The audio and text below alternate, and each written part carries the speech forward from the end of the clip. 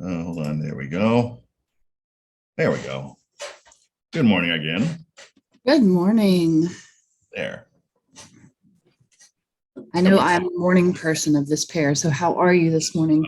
Well, I'm doing pretty good. I got up a while ago, and I actually have already hung out with Zane a little bit this morning and had coffee. Good. Yes. So all is well. I'm actually used to getting up early these days, early-ish, but yeah, I have coffee with JL almost every morning, 6:30. So yeah, so this is Nice. good. Well, that sounds like a good routine. Yes. I look all red-eyed. Wow, that's terrible. I look like I just rolled out of bed, but I didn't. I've been up for a while. You've got coffee. That's what counts. Yep. So, hi, Georgie in the background. Oh,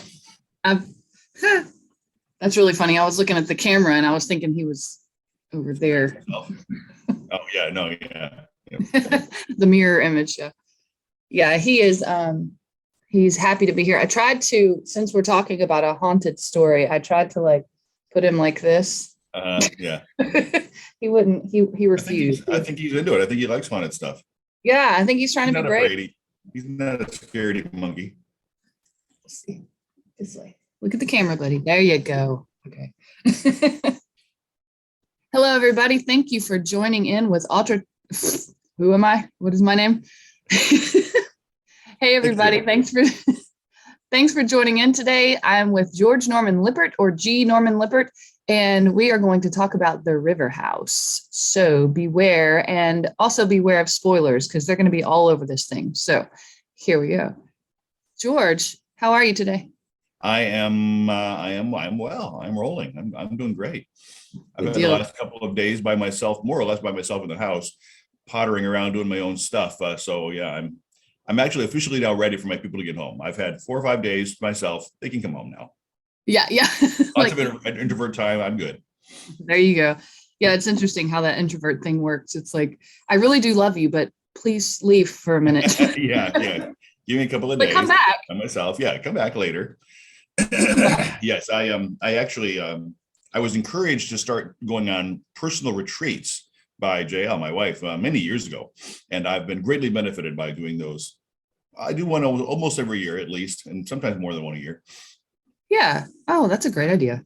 Mm-hmm. I actually, that's when I actually wrote my book. Basically, I ended up in a hotel by myself for 2 days when my partner was on a business trip, and I wanted to go just to go, and she said, well, you would be in a hotel by yourself for 2 weeks. 2 days. And I'm like, okay, awesome. What's the downside? Yeah, that was great. Let me bring all my papers, everything, my laptop, everything. So yeah, I definitely get that, the introvert creative thing. I wonder if there's any, what does an creative extrovert look like? Well, I know such things must be possible, but I have yet to encounter one. Yeah. Yeah. It's like when you want to be creative, it's all inside. Maybe if there were more workshops about being creative out loud and not as much, making fun of the starving artist kind of thing, maybe you would be more willing to be out in the world with it. I think that's probably true. Actually, now that you mention it, I work with a guy, he's a good friend of mine, who is the most extroverted extrovert I've ever met. And he is a designer. He's a creative. So there is an example. I can think of it. One thing that you mentioned that your family does sometimes is open a random book and just act out a page, right? Yeah, random page theater. Random page theater. I love that. I just love that. So, okay. The Riverhouse, for anyone who does not know, The Riverhouse is by G. Norman Lippert, obviously, and it is available on Amazon. It's available in audio format, print format, all the good stuff, ebook. And I just finished the audio version. I loved it enough to buy the print version, which is something that sounds weird that I've already read it, but I want the book. No, I want it on my bookshelf. Like, I want to see this when I look at my bookshelf. So it is here. Because of the theme, I was a little nervous about buying it and putting it on my bookshelf. I said, we'll talk about that more, but I was like, should I put it in like a closet or something, like kind of conceal it from all the others, but yeah, I really enjoyed it. And one thing that I want to explore today is a little delve into the character creation and kind of the themes of the book, because I know that they were significant to you when you were writing. Yes. One of the themes that you mentioned was that this story is an acclimation to the abnormal. Tell me about that. There are two routes to this story, two events, two things that I used as catalysts for the story. And one of them is a true story. I want to be generic enough that I don't give anybody away, but there's a member of my family, a somewhat distant member of my family, who is an adult male about my age, who moved into a house, he and his family, and he would regularly stay up late. And now this person is not given to imagination. This is not somebody who's, they don't read the Weekly World News and talk about UFOs and Bigfoot. This is a very straight-laced, by the numbers person. And they began to realize that as they were staying up late, this relative of mine, his family going to bed, he'd be up late watching a baseball game or something, and he would encounter a ghost walking through his house. He'd be sitting in a sunroom and he would see this spirit, this woman walking through his house. And his reaction to this was to basically, there was a set of curtains that separated the sunroom from the rest of the house, and the spirit never came into the sunroom. So he just drew the curtains so he just wouldn't see her. He basically acclimated to the presence of this thing. He seemed to understand that it was not harmful, nor was it his imagination. And so what's he going to do? He just closed the curtains and just carried on. The human idea that we can acclimate to the supernatural, we can just, it can become regular enough that we just kind of turn a blind eye to it. So I was very intrigued by that. Yeah, absolutely. That's really interesting. And what I like about it is that you compared it to the way that Christiana was dealing with the abusive relationship, and how she was acclimating herself to that situation and dealing with it, desensitizing to it. Yes. And when she talked to Shane about it, I didn't notice it at the time, but it made a lot of sense. It went along with the theme, and it gave you the idea that maybe I need to look around at my circumstances and consider where I am and what I'm tolerating that I may need to purge. That is a great, that's a great practice. And I don't think I was even really, I wasn't really fully aware of all the repercussions, the ways that theme can carry into just everyday life. But absolutely, how many of us, whether it's an abusive relationship or even just, a bad boss, a terrible work environment, even just our own home, how many times do we think about what can I do to improve this situation? We just become used to it. We become acclimated to stuff that's unhealthy. So yeah, absolutely.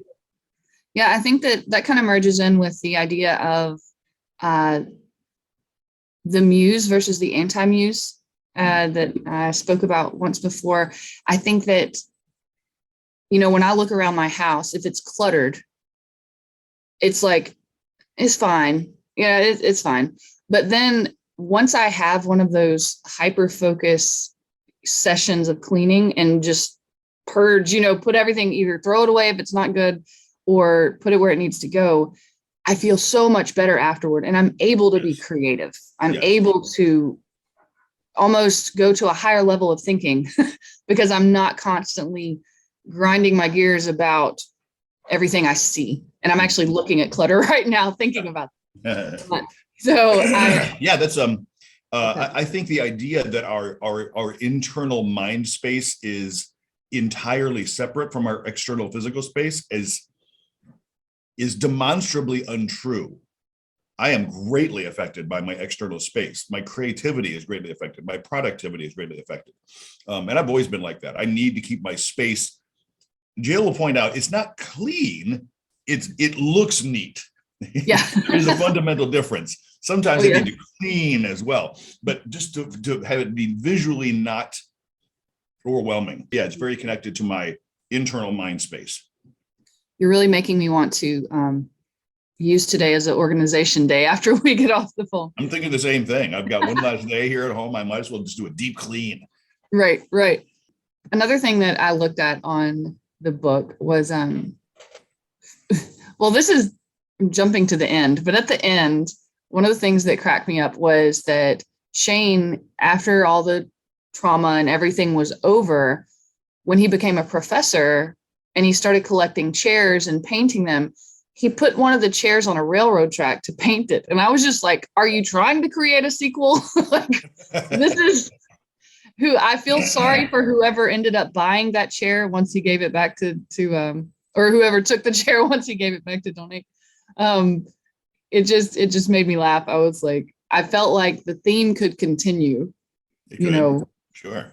The reason I did that is because when I was in college for computer animation and for design, one of the classes I took was, of course, a photography class.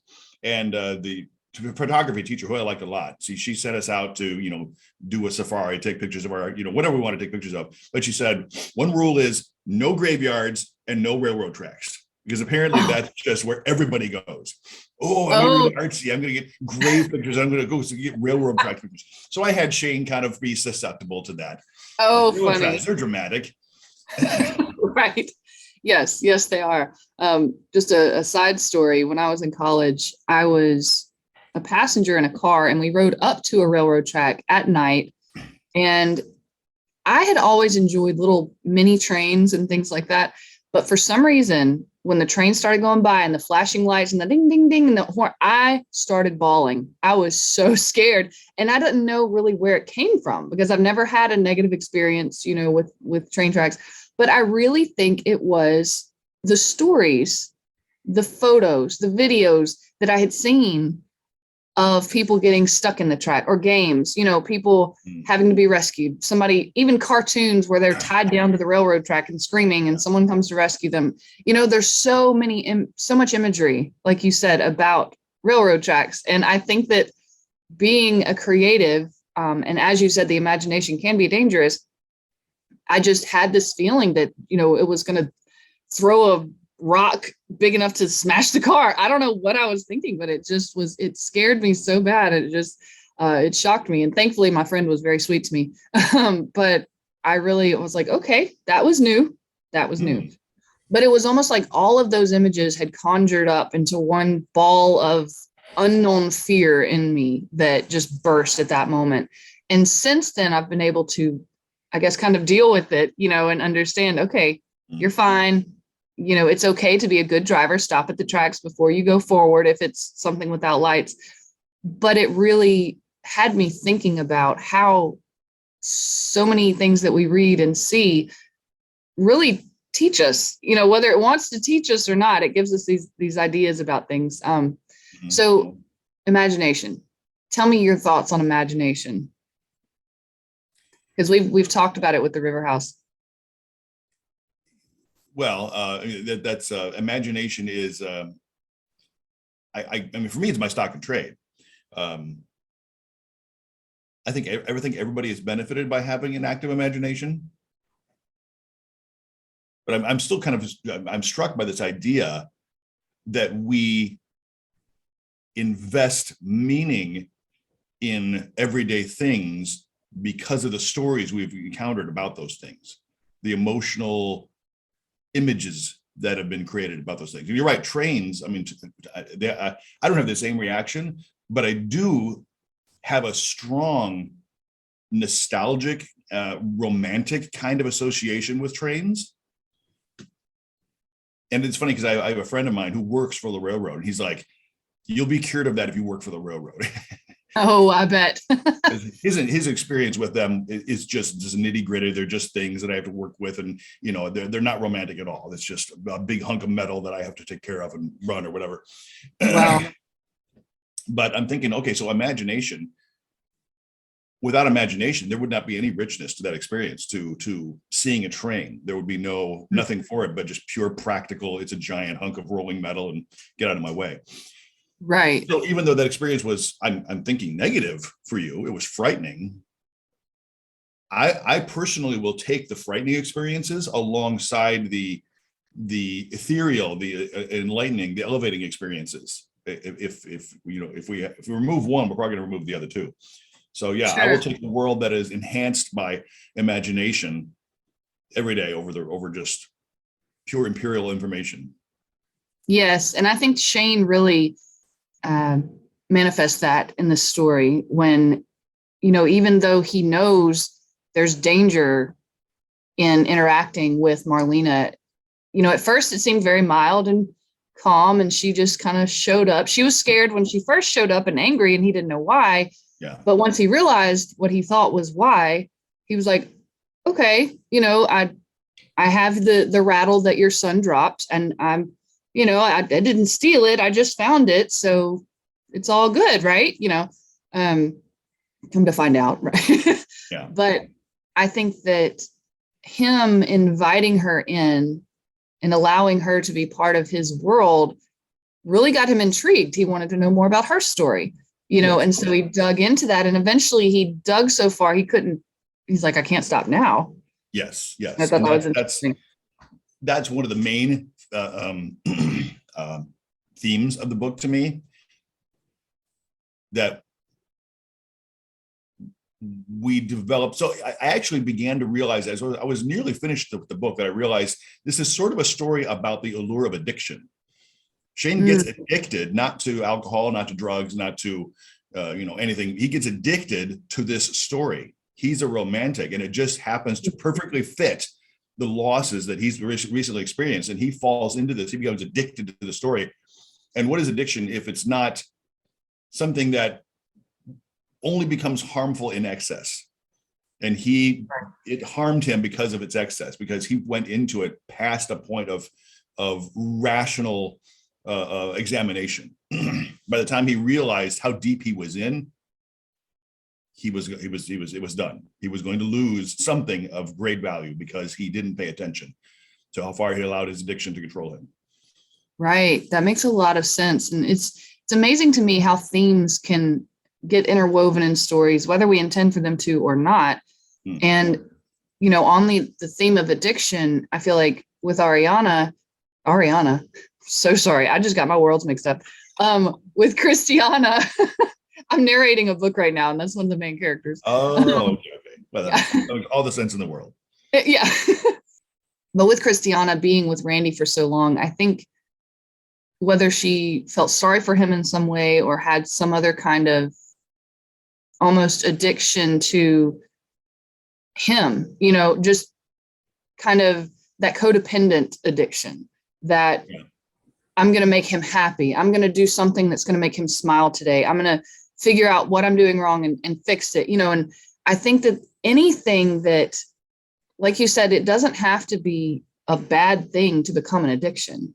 Yeah. You think about drugs and things like that. Small amounts of drugs are used in almost every medicine. Absolutely. Small amounts of drugs. But food addiction, there's so many things that some things we have to have. And so then it's like, okay, I have to have it, but there's a point where you have to moderate and understand what's enough and what's not. And sometimes it takes an experience like Shane had to get to that point of, I've been through it.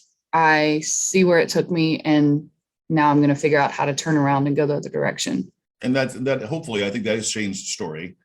I think in the end, he has no illusions that he was responsible largely for what happened to Christiana. I mean, Marlena is the one who performed the act, but I think Shane even says at one point that he put the murder weapon in her hands. He realizes he painted it in her painting. He gave it to her. And that's symbolic because she only had that power because he brought her back to life enough to perform that action. Right. I still am glad he didn't touch them in real life. I was like, he's, all those characters in those movies that walk into the scene and the murder weapons on the ground and there's the body and they like pick up the weapon like, ooh, I wonder what happened. I'm like, it's really? Yeah. Have you not seen a single episode of CSI? Right, exactly. So I'm like, I was listening to that part and I was like, Shane, don't touch the scissors. Don't touch the scissors. Don't touch Shears. I remember that. You told me that. Yeah. Yeah. And he did not. I don't think he did he? No, he didn't. He didn't. I was glad about that. Although yeah, I actually think that the scissors, I don't think they were physically, they faded by morning. I don't think they were even really officially. Okay. There. They were more a ghost part of the painting. Yes, exactly. Christiana walked into the painting. The painting didn't come into real life. I mean, we're getting into some ethereal, speculative Ghostbusters stuff now, but right. That's how I think about it. The next thing I'm thinking was Christiana real? Well, that's an interesting opener. Well, her body was found, so she was true. But the whole story of her with Randy, Randy being her abusive boyfriend, and really a nasty piece of work. That's a situation where I really let the story write itself, because I've never been in a situation like that. I don't think I've ever, if I've known somebody who's been in a situation like that, we haven't talked about it. So I don't understand how relationships like that work. I just know that when I wrote it, this felt like something that happens. Wow. That's really interesting. One thing that I found interesting that relates to, you wrote about the situation, even though you've never been there. I spoke with JMB Reed about his book, Foundation of Courage. And he wrote about a young girl who, spoiler alert for Foundation of Courage, and I'll put a spoiler alert, who ended up being a girl who likes girls like me. And I was thinking about it as I was reading it, and I felt like everything that she was going through was something I went through when I was basically coming out to myself, and all the inner thoughts, and how she had this boy that was a friend that would be the perfect match for a husband based on their culture and everything, but she just didn't understand what the other girls felt about the boys and things like that in their lives. And so, to imagine, after I was reading it, I thought about who the author was, and he was male and he was straight. And so when I interviewed him, I said, how did you interweave that inner monologue, that inner dialogue, and write about something you'd never experienced? And the thing that he said was, basically, it's something that humans in general experience when they feel different, when there's something that's different than the norm that we say is the norm.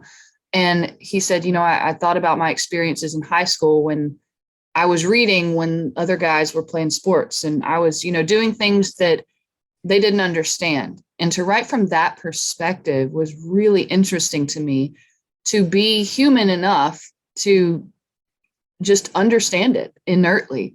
And, for you to write about a relationship that's abusive, even though you've never been there, and to have it come across so well is just fascinating to me. I love that part of authorship, and that imagination, that portion of our imagination that's able to delve into that human condition. That's why I wrote that, particularly that segment. I knew there needed to be something in the middle of the story. The middle of a story is always the toughest part. I've heard an author refer to it as the great murky middle, the great swampy middle, something like that. Because you're not tying up the loose ends yet, but you're also no longer introducing threads. So you got to have something that happens. And so this whole idea of Christiana having this yucky relationship, it sort of presented itself. But the biggest reason I wrote that bit, and honestly, I think the biggest reason I write it all, is because, like Christiana says herself, she never understood people who allow themselves to get into abusive relationships until she was one. And I wanted to try to understand that. I wanted to understand, how does a perfectly self-respecting, competent, smart woman or man end up in a situation like that? So I wrote it to kind of try to get it, to understand it. Wow. And it's surely imperfect, but it was helpful to me. So I'm glad I wrote that bit, because I do want to understand people who find themselves in situations that are wildly different than anything I've ever experienced. I guess I want to have grace for them and be able to understand it in a way that is empathetic. Right. And I've never considered writing something from, like, as I'm wanting to learn about it. I think that's interesting, because a lot of times as writers, I think that we think, I need to know everything I can about this before I put pen to paper. Oh yeah, no, I don't write that way at all. But yeah, many writers do write that way. I don't know if I'm unusual. I have a writer friend who says she's very into the craft of writing. She says that I'm a pantser, meaning I write by the seat of my pants. That's just a category of writer. That's absolutely how I write. I'm uncovering as I'm writing. I don't study first and then put it together. I've heard that question before on author interviews. Are you a plotter or a pantser? And exactly. I thought about that with myself, and I said, what did I say? I'm a plotter who writes with her pants on fire or something like that. Like, it's like I do plot, but there's a certain point where I can't create this out of nothing. This is just something that is going to flow. To me, a lot of times I do this, I'll go, it comes in and it goes out, it's not necessarily all stuck here or all stuck here, it's coming from somewhere. And I could see how that could flow, and you may not know where it comes from, but it may be one of those that you've had small conversations that you may not remember that all fit together eventually. And the little neurons or whatever synapses, in your brain start making connections that you didn't know you knew until you write it down. Yeah, I mean, I talk about it as if it's a mystical thing. I like to think that it's a mystical thing, but it's also entirely possible that it's just the prosaic magic of creativity happening behind the scenes that I'm not even consciously aware of. Like you said, the connections that are happening. Oh, I think it's both. Like, yeah. One of my favorite examples of the story writing itself, I don't think I've told you the story before. Maybe I have. Tell me if I have. Is Shane in the Riverhouse? He encounters Marlena, and the story of when she was still alive, that she basically went mad. The Marlena in that sense is based on what's the name? The Winchester Mansion. That story. I don't. The widow of the guy who created the Winchester Firearms Company. I think I'm getting this right. There was a movie based on it too. She got this idea in her head. I'm going to confabulate some of the details here, but I think she saw a medium or something. She got this idea in her head that her house was going to be haunted, I think, by the victims of people who died from those firearms. Okay. If it was never not under construction. It needed to be under construction all the time. So she had crews there constantly, building stairs that went nowhere, building doors that opened up onto walls, just constantly. So she was afflicted by this delusion. That's what Marlena is partly based on. And that's why she builds the insanity stairs. And everything in the town, they know about Marlena, they know about her craziness, and they know about her insanity stairs. It's a sign of her madness.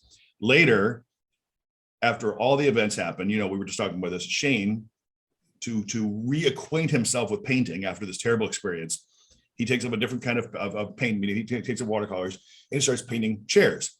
And I found myself writing that he referred to this as his Sanity Chairs series. Yes. And it wasn't until a friend of mine pointed out, oh, that's really cute, that the reverse of Insanity Stairs is Sanity Chairs. I'm like, I didn't plan that. I didn't even know that. Oh, wow. That happened. I just, let's have Shane start painting chairs. I wasn't thinking it secretly rhymes with stairs. I didn't plan that at all. So that's just one of those, like, was the muse working in the back of my imagination the whole time? Or did the story just want to write itself? I don't know. But I love that. Yes, I love that. I think we have so many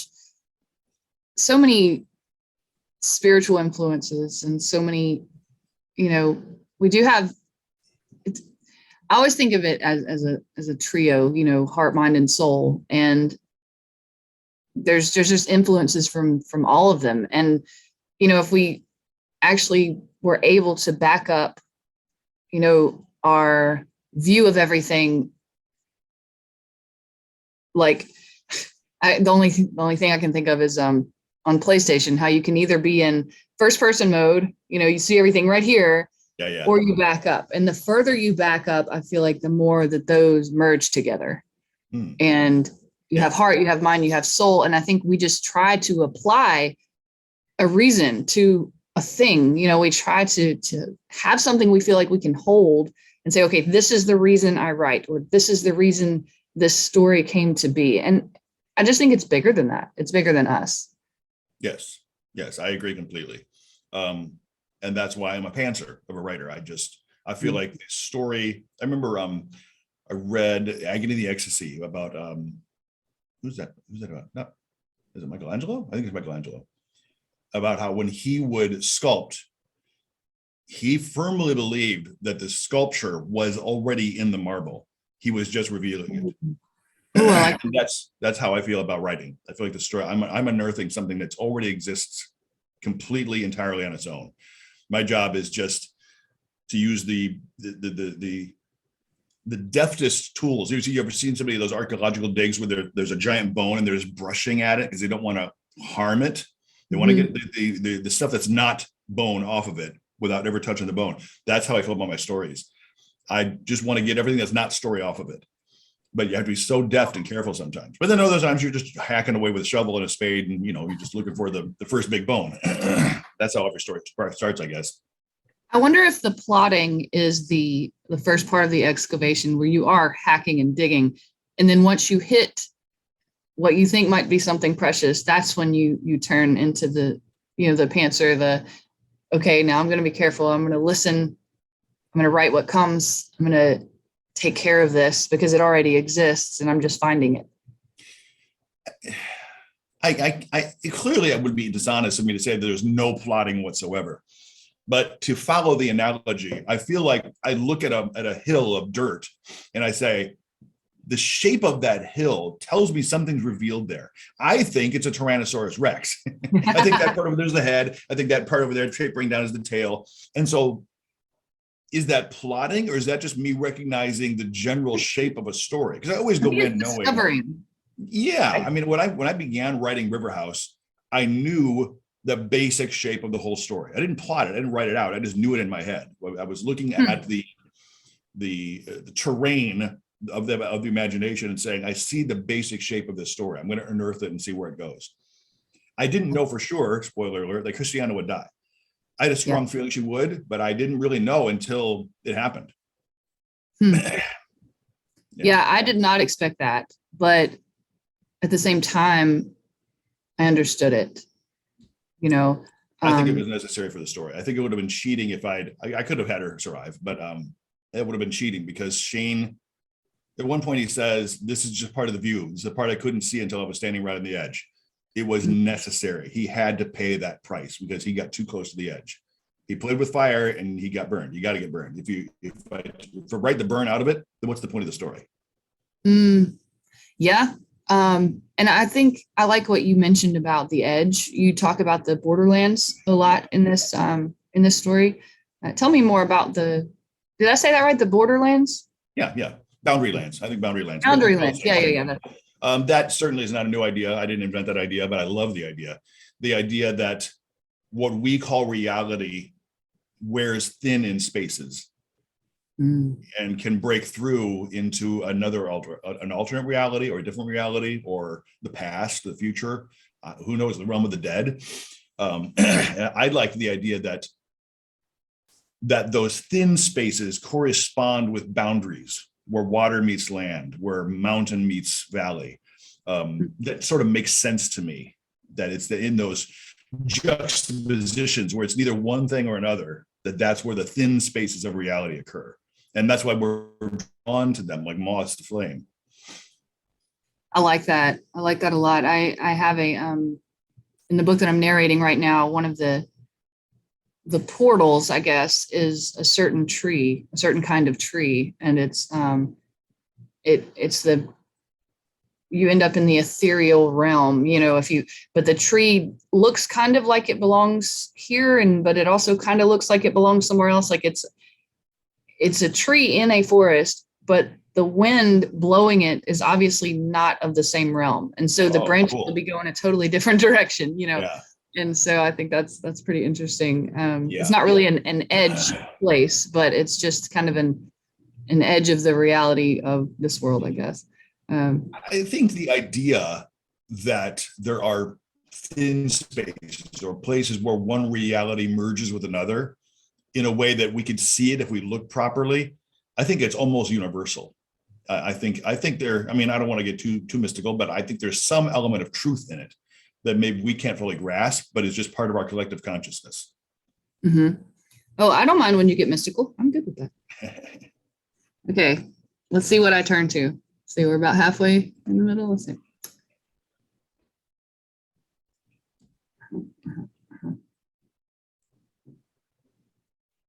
I actually wondered about this part when Shane goes down to the cellar and there were boxes down there and he saw like a handprint. Yeah. I think across one of the boxes. I don't think I ever knew who it was. Maybe I think, it was Steph. I think it was Steph. Yeah, it was. I have this concept that I've explored in several of my books I call it death lag. The idea that the death of somebody we love keeps coming back to haunt us. It strikes us again and again and again, sometimes weeks, sometimes months, sometimes years afterwards. Death lag is that moment between remembering somebody that you loved and realizing they are no more. And that was a death lag moment for Shane. He goes downstairs and sees a physical manifestation of Steph, the sweep of her fingers in the dust on a box. And he's just struck again that I don't have her anymore. Right.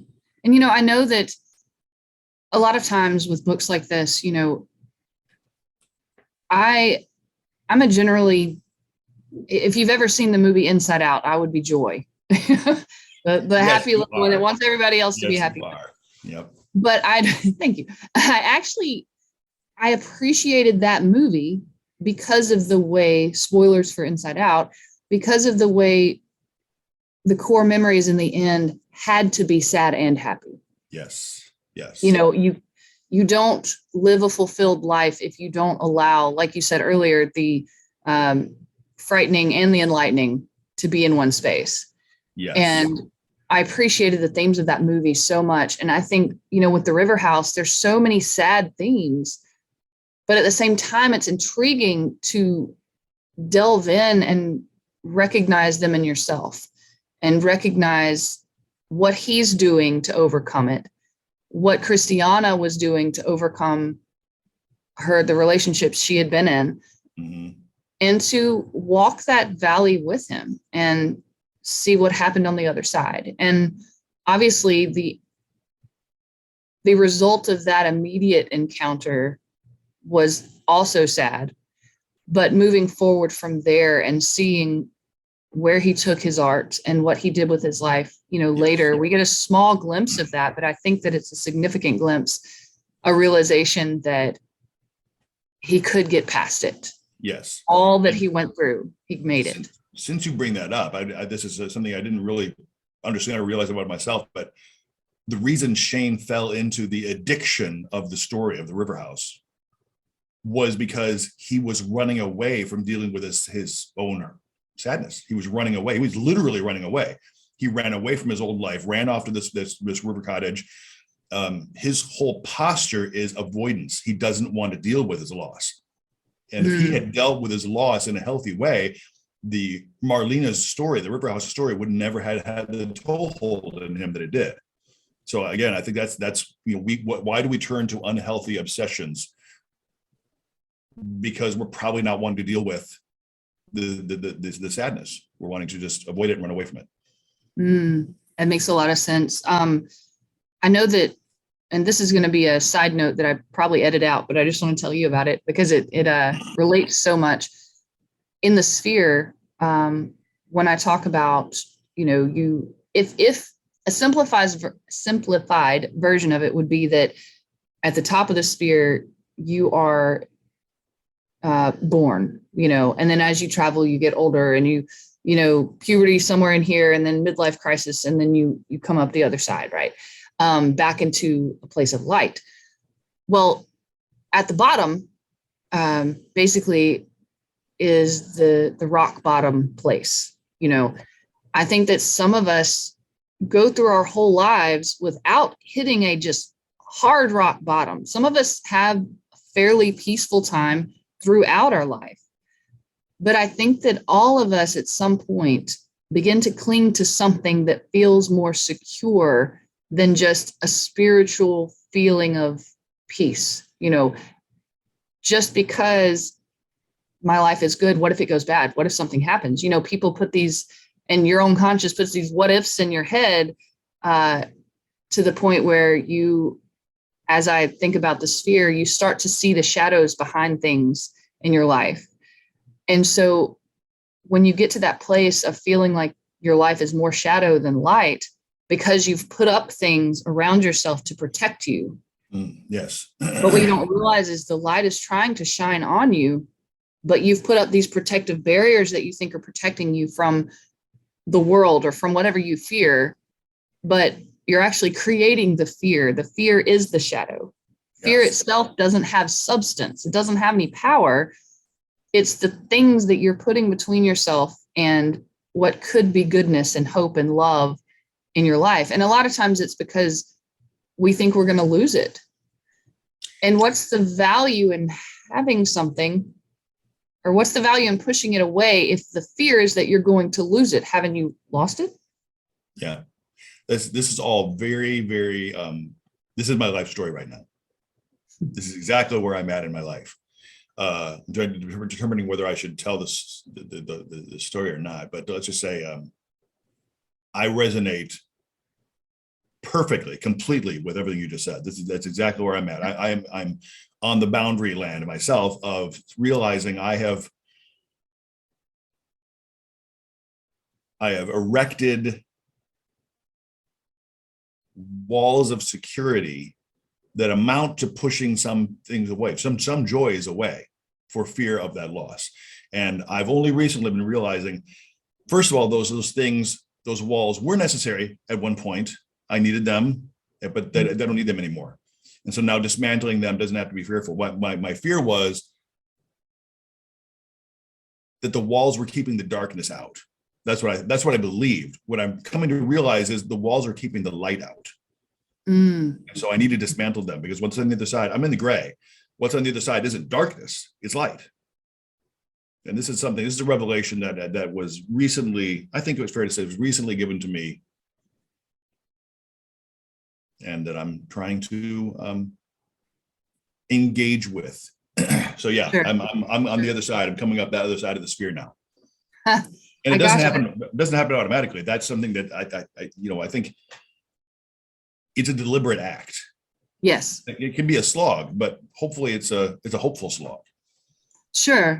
And one of the reasons that the idea of the circle became a sphere is because, and this is significant to what you just said, I believe that as we travel it, we're not just doing this. Yeah. It's more of, we're starting at the North Pole and we're spiraling. Yes. All the way down. And it's not like a spiral down as we would consider, like, oh, I'm spiraling out. It's just to travel. It's just a journey, from a place of pure light and innocence. And, and then you start to see shadows, you start to notice how shadows are formed. And then you get curious about the shadows. And then you get too far into the shadows. But when you get to the bottom, you have to make the choice to turn around, because the travel back up is reversed. And now you're passing by those people that you might have met along the way the first time, and you're seeing them going the opposite direction until you finally get back up to that place of light. And so when you say it's not just something that you just happen to walk through, you actually have to make that decision that I see what's going on here, and I'm going to let go of my lies and hold on to what I know is true. And I'm going to use that to propel me forward and up. Yes. So that's my journey right now. And I'm looking very forward to moving back into the light, moving into the joy, because that's when I create best, for sure. Makes sense. I serve better. I serve my people better. I serve my readers better. I serve my whatever audience by being in a place of light. Sure. Even if I'm right about darkness. Yeah, being the joy-filled person that I tend to be, it's interesting to me how when I write poetry, it seems to flow from what I'm experiencing. Generally light, generally contemplative, thoughtful, but not dark. But if I ever write prose, I go downhill so quickly into the darkness. And I don't know what it is about it, but if I write a story, it's going to be about someone's dark experience and something they are struggling with, something they fear, or something that's going on that they can't control. And I don't know what the difference is. I don't know why those two genres almost bring such a different inspiration in me. But really it's interesting. It's something to explore. Yeah, it would be. I'd be interested in hearing if you were ever able to unpack that down to the root and see why. It'd be interesting because I don't experience that. My art, whatever art I'm working on, whether it's animation, illustration, or writing, I think it all draws from the same root. I think it all tells the same basic story. Yeah. Well, I know that it's all connected, and I will swear up and down that Christiana is the Christiana from the Potter's story as well. I know that you said it's an alternate universe, but I'm going to figure out how to write fan fiction on your fan fiction and make it happen.